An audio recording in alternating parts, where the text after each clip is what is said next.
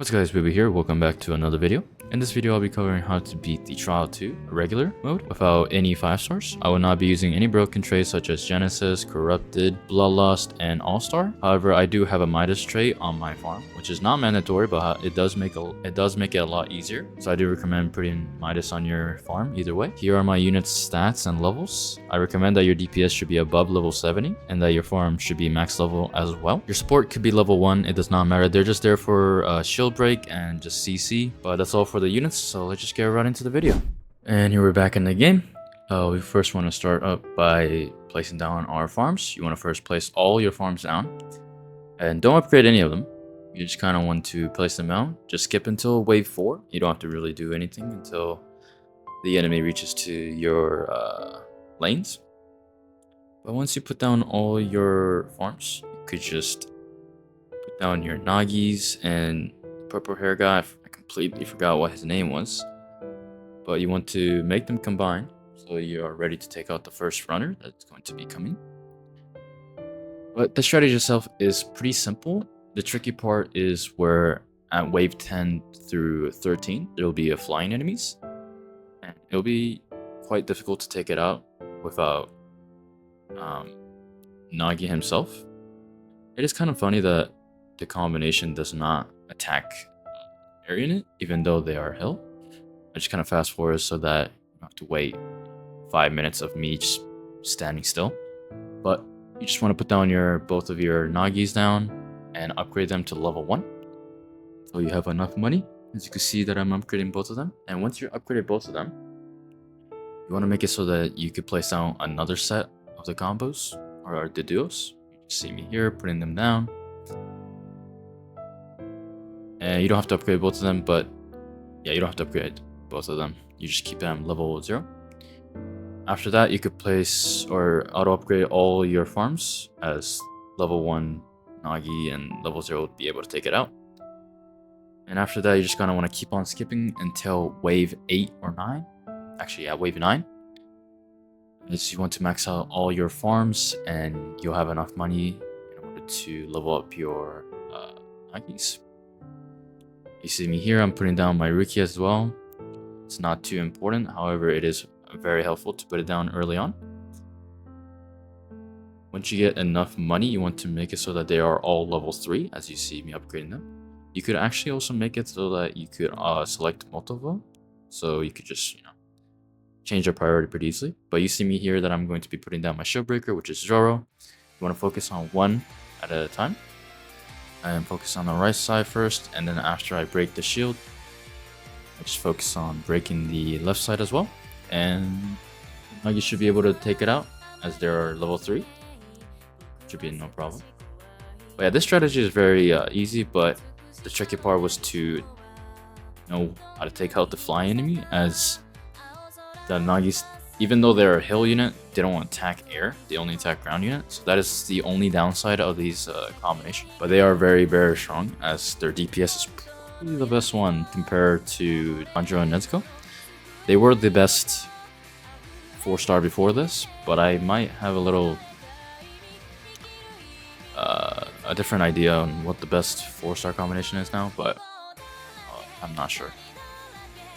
As you see me here putting down my Zoro, I'm going to put them both on the side so that they can take care of the invaders, so that it reduces the RNG. This makes it so that your unit doesn't get perma-stun, and it gets a lot easier if you take them out. I'm just going to be fast forwarding because I'm not going to make you guys wait. I probably could have just skipped here, but I just decided to just fast forward. But you could upgrade your Zoro once or twice so that they get taken out easily. It is a little bit time consuming, but it is not too difficult. But once you take out the invaders, you could just start the next wave. And after wave 9, you just want to keep on skipping until wave... Actually, this is important. You actually want to skip it with a delay. So you want to wait around 5 to 7 seconds every skip, due to the flying enemy that's going to be spawning at wave 10 through 13. And they're going to be the most problematic enemies. So you want to make it so that Nagi will have enough time to take them out each one by one. But after you take out the flying enemies, the stage itself is very, very simple. The boss stage, the boss is going to be the easiest part of this. There will be a little bit of a leakage, so that you want to replace your Rukia at the end. But other than that, you don't really have to do anything. You don't have to change your priority to do really much. But that's really all for the strategy. You can see that I'm waiting like a few seconds till they get a little bit further into the lane. Don't really skip it right away, as you want to give a little bit of time and make it so that this strategy works, as there's only one unit that could attack air unit. But yeah, the Kainu is not a problem. He'll be taken care of by the Neymar and Mbappe. As you can see me here, that I'm placing down Rukias in the back to support or CC the bosses. But yeah, the problem is that you see the flying enemies here. You want to sell your Nagis, or one of your Nagi combo, or two of your Nagi combo, so that they could attack the air unit. Make sure that their priority is on the air, so they focus on the air instead of the ground units. And you want to fully max them out so that they get taken care of. It is a little bit tricky here. You might fail a couple of times, but after a few tries, you might be able to get it. It isn't too difficult. You just need to make sure that you pay attention to the flying enemy's HP, and if they get too far, you want to sell them again and place them further back to the ones near to the base. You can see there's two behind that you can place now. But that's really all the tricky part. You see here that I'm focusing on the air units. I don't really keep on yapping. That's really all I have to say. So yeah, I'll be back when this whole part gets caught, or this whole part gets done.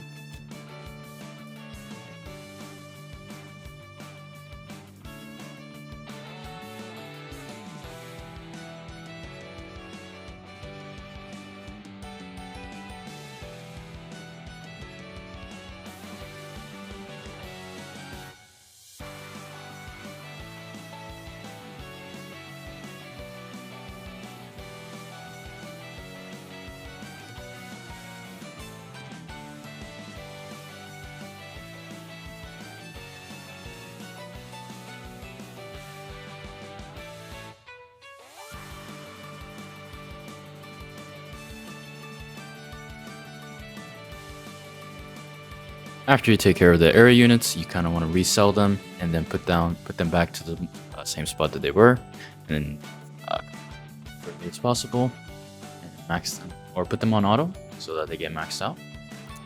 But it's really the most difficult part that you have to be worried about. But after that, it's pretty easy. It's on the last wave. Sell all your farms and replace them once again so that you get a me shield. Get extra cash from selling the level or upgraded ones. But yeah, the strategy is simple. I hope it was pretty easy to understand. If there is any questions, let me know down in the comment. I'm not sure what the level requirement is to play the Kainu stage. I heard it was like level 40s, so I don't really think a lot of people will be playing this stage with, 4-star. But I thought it would be a fun strategy, or a fun method, a different method for some people. They could invest in 4-star. You could just AFK the map and wait until they're level 70 or above. But that's really all for this video.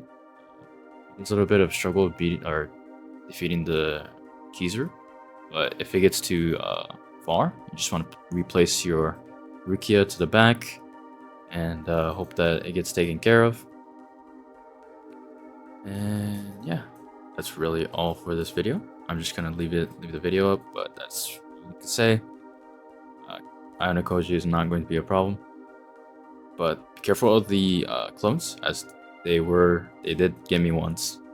Just pay attention until the last wave of the enemies.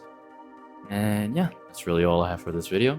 Let me know down in the comment section if there is any ideas or any video ideas that you just would love me to see make. Yeah, that's all for this video.